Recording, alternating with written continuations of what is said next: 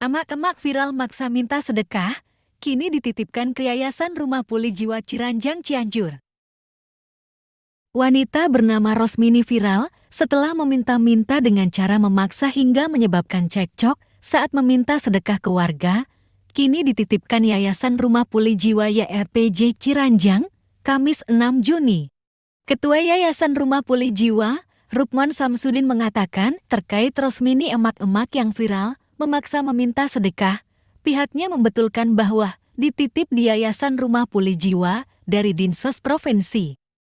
Betul dititipkan ke kita, ini udah beberapa hari di sini, kurang lebih 8 harian, ucapnya. Rukman menyebut pas awal datang memang dia itu marah-marah, tapi hanya 2 hari saja, selebihnya normal dan tidak ada masalah, malah sekarang bisa ngobrol normal dan bisa bercerita. Awal mah ya begitu marah-marah gak jelas selama 2 hari, tapi alhamdulillah sekarang bisa diajak bicara, ungkapnya. Ungkap Rukman, setelah digali dan diajak bicara, Rosmini ini ternyata awalnya ada permasalahan keluarga sampai dia itu lebih nyaman hidup di jalanan dan menurutnya dari tahun 2010 sudah berkeliling dan sebelum turun ke jalan, dia punya riwayat pernah dirawat di rumah sakit jiwa RSJ.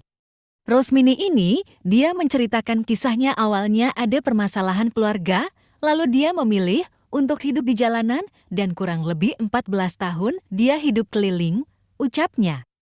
Dia ini Rosmini punya pemahaman sendiri yakni dengan cara meminta uang kepada orang-orang kaya yang dia ini anggap tidak pernah sodakoh dan juga menganggap merasa dizulimi orang-orang.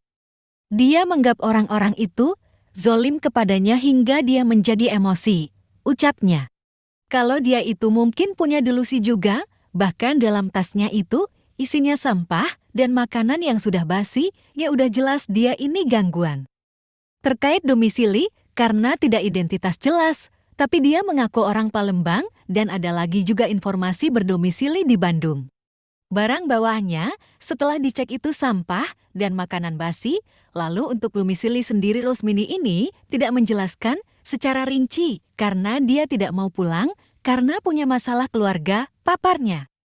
Kalau masalah lain dia ini, sepertinya orang yang agak berpendidikan, intelek juga, karena penjelasannya itu selalu terarah jika diajak ngobrol. Kalau saya amati dia ini sepertinya intelek dan berwawasan juga, tapi karena banyak tekanan dia menjadi seperti itu, ucapnya. Tamah Rukman, untuk warga masyarakat stop menghakimi Rosmini, sebetulnya dia itu tidak akan marah-marah, cuma awalnya karena dia viral lalu terkenal, dia jadi merasa ada tekanan dan terzolimi, akhirnya dia menjadi mudah emosi.